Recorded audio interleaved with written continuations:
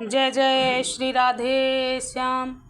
जय जय श्री राधे श्याम।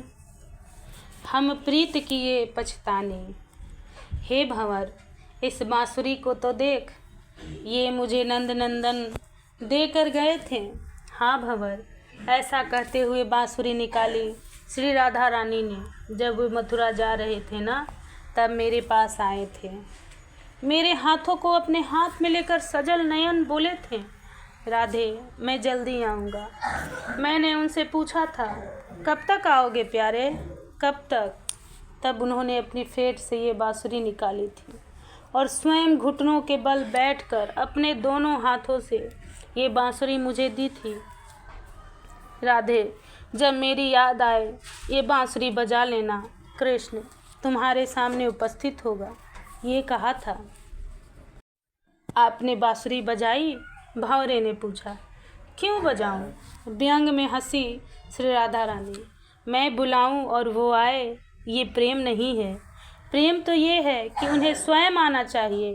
अगर प्रेम है तो भावरे, ये बांसुरी भी कुछ कह रही है, इसकी भी सुन लो, श्री राधा रानी ने कहा और बांसुरी को दिखाने लगी। ये रोती रहती है। जब ये इसे छोड़कर गए हैं वे श्याम, ये रोती ही रहती है। ये कहती है, बोल बांसुरी बोल। कान लगाती है बांसुरी में श्री राधा, देख बांसुरी, ये दूत है, ये हमारे श्याम सुंदर का। ये सब जाकर बता देता है। कह दे इससे, ये मथुरा जाकर कह देगा। बांसुरी क्या बोलेगी, पर श्री राधा रानी जो कहना चाहती हैं वो बांसुरी के माध्यम से कह रही हैं। अद्भुत प्रेम है। जिनका हृदय वियोग के मारे टूटा हुआ हो, वह मेरा अभिप्राय क्या समझेगा स्वामिनी।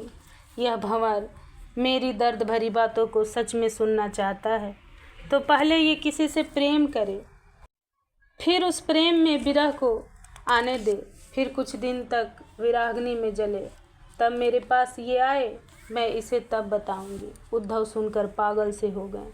ये क्या, अभी तक भंवर ही बोल रहा था, अब बांसुरी भी बोलने लगी, बातें करने लगी।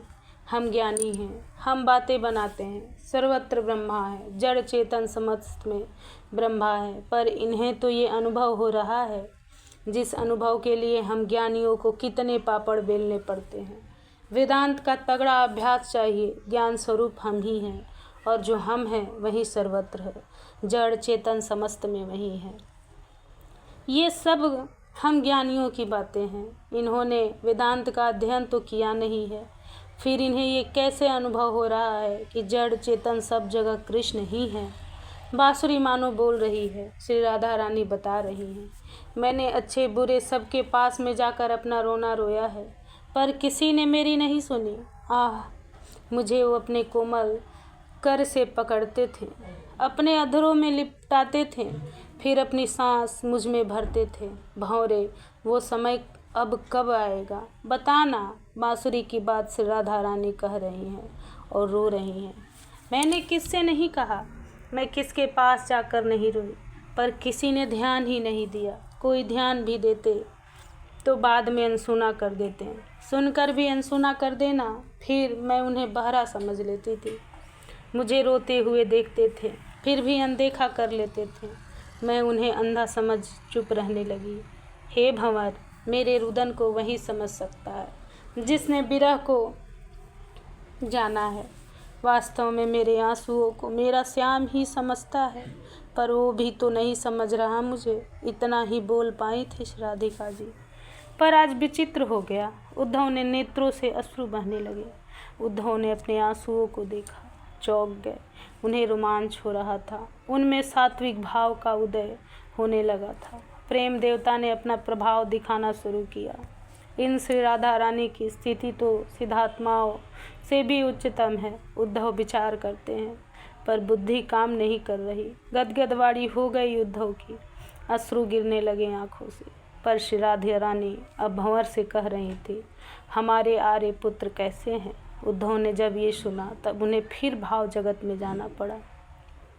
आर्यपुत्र, कृष्ण को ये आर्यपुत्र कह रही हैं। आर्यपुत्र पति के लिए संबोधन में होता है।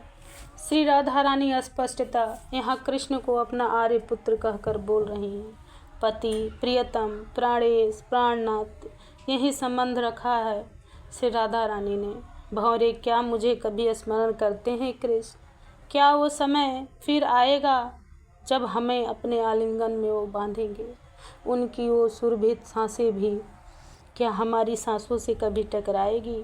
भंवर तो चला गया, पर उद्धव हाथ जोड़ते हुए लता कुंजों से निकलकर बाहर आ गए थे। उनके सजल नेत्र थे, वो साष्टांग लेट गए थे श्री राधा रानी के सामने। जय जय श्री राधा कृष्ण, जय जय श्री राधे श्याम।